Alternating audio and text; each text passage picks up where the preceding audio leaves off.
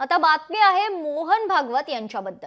जोपर्यंत हिंदू समाज स्वतः मजबूत होत नाही तोपर्यंत जगात कोणीही त्यांची काळजी करणार नाही असं वक्तव्य केलंय राष्ट्रीय स्वयंसेवक संघाचे सरसंघचालक मोहन भागवत यांनी। संघाचे मुख्य पत्रकर्ता ऑर्गनायझरला भागवतांनी मुलाखत दिलेली आहे। त्यात त्यांनी अनेक विषयांना हात घातला। बांगलादेशी हिंदूंबद्दलही त्यांनी महत्त्वाचं विधान केले। मोहन भागवत नेमकं काय म्हणालेत पाहूयात ग्राफिक्सच्या माध्यमातून। भारताची एकता ही हिंदूंच्या सुरक्षिततेची हमी आहे।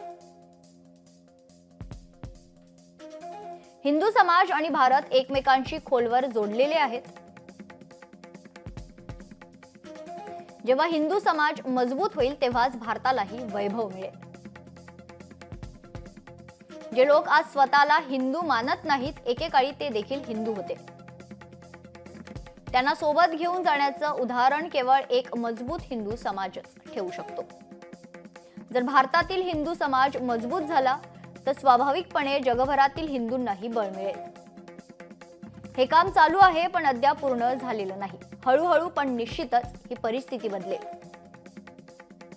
जोपर्यंत हिंदू समाज स्वतः मजबूत होत नाही तोपर्यंत जगात कोणीही त्यांची काळजी करणार नाही।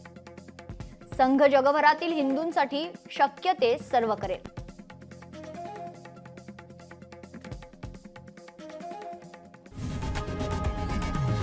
लोकशाही मराठी ऐका, पहा, जागरूक रहा।